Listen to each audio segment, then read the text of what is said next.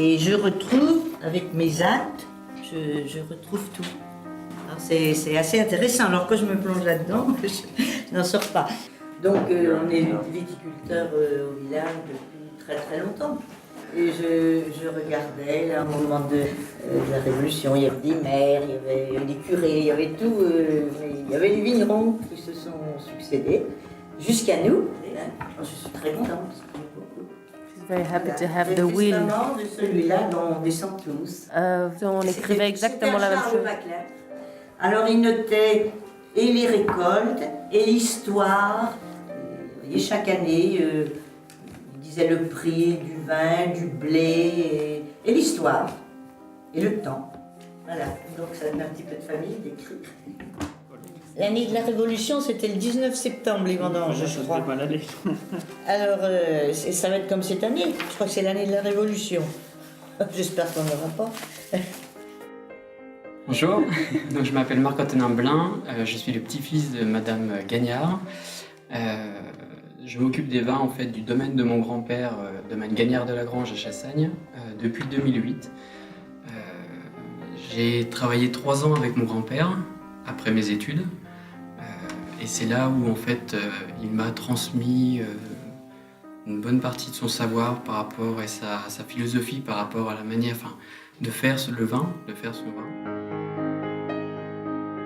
Je suis très chanceux en fait de pouvoir m'occuper toujours de travailler avec mes parents et de continuer en fait d'emmagasiner de l'expérience et en même temps de faire les vins de ma grand-mère pour qu'on continue un petit peu. On s'entend bien, on n'a pas de problème. On fait un petit chemin de vie ensemble et je trouve que c'est très sympa. Il faut faire confiance aux jeunes, hein. Faut leur donner de la responsabilité. Et puis on a chacun nos petites parties en fait. Oui, on se dérange pas, hein. Non, pas du tout.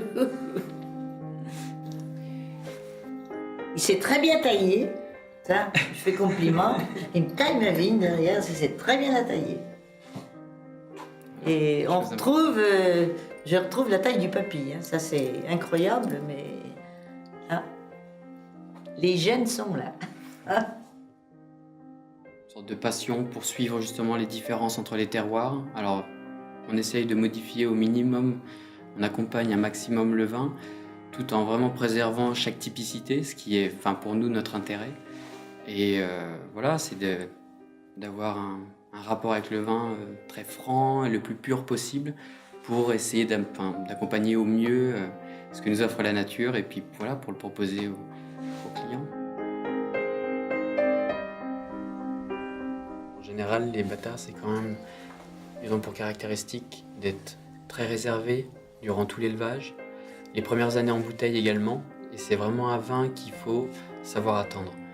Il sera peut-être un petit peu plus ouvert jeune, mais sinon il faut vraiment laisser l'oublier dans le fond de la cave et puis le laisser vieillir 5, 6, 7 ans pour vraiment apprécier la qualité du vin. La pâche sera plus grande après. Oui, parce que la mamie, elle est toujours très active. Ouais, c'est une génération qui n'a toujours fait que de travailler. Donc, de toute façon... Je vais toujours à la vigne, je prépare les bouteilles, je fais pas mal de choses pour mon âge, j'ai 77 ans.